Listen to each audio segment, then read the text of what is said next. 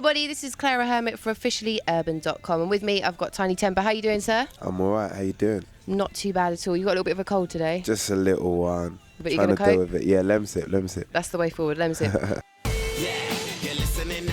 They say they ain't heard nothing like this in a while. That's why they play my song on so many different dials. Cause I got more hits than a disciplined child. So when they Right, so we're here to talk about the new album. It's released on the 4th of October. Now it's called Discovery. How do we actually say it? Because it's written as two separate words. Discovery. So that's how you say it. Yeah. But it's going to get, people are just going to say Discovery, aren't they? People are going to say discoveries as well. Discoveries, I didn't think of that one. Yeah, well, That could be interesting. that is very interesting. Did you actually. come up with the name of the album? I did, yeah. And was that like a long time ago, or is that kind of quite a recent thing? Once you've done all the tracks? No, that was actually before any track was made. I just always knew that my first album was going to be called Discovery. The whole like hyphen in the middle was something I kind of thought about halfway through the process. I thought it'd be nice because of the fact people were making the discovery off of a disc. See what I mean? So just to emphasise that, do you get what I mean? But yeah, I thought about that way before I started the album process, not actually knowing why I was going to even call it that. But I guess like after the whole process, I sort of like realised that it was the whole play on the fact that, you know, at the start of every single year they make their discovery for the start of the year. They have that, you know, the top 10 poll of artists who are likely to go and do well. And it was just sort of a play on that, you know, here it is, here's something that you can hopefully discover this year off of a disc, to be fair. Cool. they say the money is the root of the evilest ways. But have you ever been so hungry it keeps you awake? Okay, so the first single you came out with was obviously Pass Out. It's a different sound. People hadn't really heard it before, and it was kind of a different sound for you as well. So what made you kind of take that risk and go with something completely different? Well, I like to think I've always like experimented with my music, and I've always sort of like tried to do things just a little bit different, you know, not like intentionally. I don't go into the studio thinking, right, I'm going to try and be different to everybody else, because that's a bit weird. But, you know, I just try to think about things a little bit more, and I always have that sort of, sort of like global take on things. I always just think, you know, the world is a lot bigger than, you know, my road. Do you get what I mean? Like there's so many different people out there who might possibly be listening to this, whether it's via YouTube or whether someone sends an MP3, and I just want things that are going to translate across.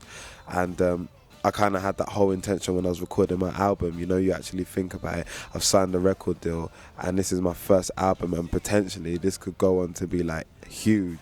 It could not be, but potentially there just might be that chance that it could be huge and everybody around the world could hear it. So if they was going to hear it, what would I want them to hear? And that was the sort of mentality I had while I was making the album, and Pass Out was basically just a product of that, to be fair.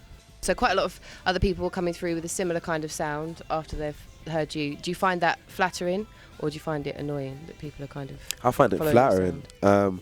I mean, at the same time as I was thinking that, I was also thinking like we're kind of going into a new decade as well, which sounds a little bit cheesy, but you know, like when they look back on the 90s and the 80s and what started in 81 all the way down to 89, like that's quite important to me, because that's how music is sort of defined. And I was thinking like, we're going into 2010, it's a new decade, like why don't we just start with something new and fresh? And so I'm quite flattered to kind of like indirectly be at the forefront of a new sound and a new style. That's kind of cool. You've had huge success with Pass Out, with Frisky, Written in the Stars, released on the 27th of September. Yes. So are you excited about that release? What kind of feedback have you had on it so far? Do you know what? It's been absolutely incredible. You know, it's a song that I feel very passionate about, which is why I wanted it to be the single just before the album. And it's a little bit of a curveball, if I don't say so myself, just something a little bit different to Pass Out and Frisky. Something I'd say a little bit deeper. Do you get what I mean? I kind of wanted to give people an overview of what I was like and who I was and where I've come from, and I just felt that that was important to give before the release of an album, of course. Do you get what I mean? So was it written, not in the stars, but was it written since the success of Pass Out? Because yeah, it was kind of like, written. It seems that there's a lot in there about, you know, what you're going through at the moment and kind of, you know, how it feels. Yeah, it was written after Pass Out. Yeah, it was. I originally wanted it to be my second single, but you know, after everything happened with Pass Out, I was like, cool, let's give him one more, and then let's get deep on him, man. It feels like a long time coming, fam. Since the day I thought of that cunning plan. Yesterday I heard Invincible, which you've done with Kelly Rowland. That leaked. That leaked. Well, yeah. Well, I heard it anyway. Sounding Good. What kind of, or how did that collaboration come about? Well, to be fair, it's funny because she went on Ace and Viz's show on 1Xtra, and it actually woke me up on the phone. So I just saw a private number ringing me at like 8 in the morning, 8 or 9. And I had my Barry White voice on, similar to the voice I have now because of the With cold. your cold. And I was just like, yeah, hello, who's this?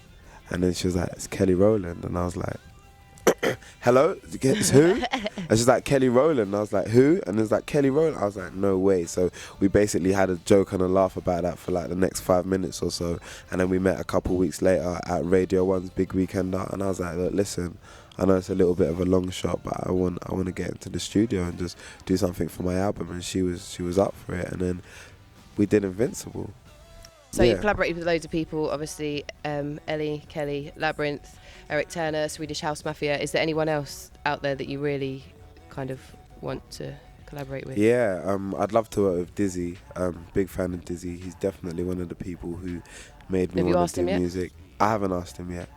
Dizzy, if you're out there. Diz. You must have his number. You Yeah, must see him all the time. Why don't you just ask I do. him? I saw him yesterday. I was Didn't you too ask him? scared.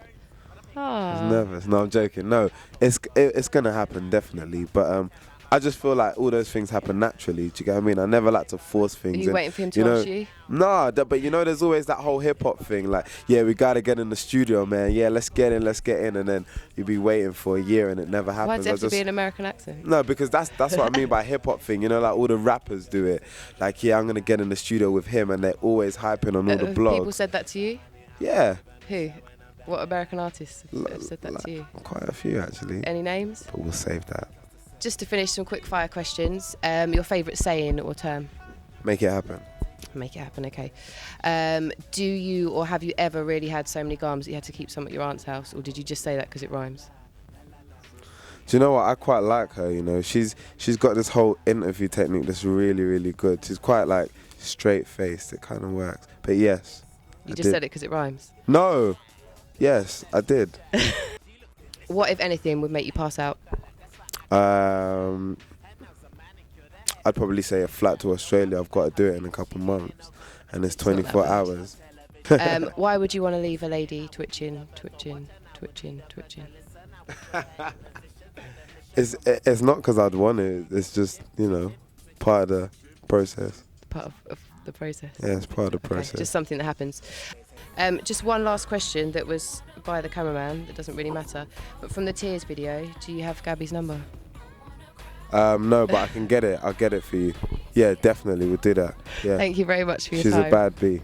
No, I'm joking.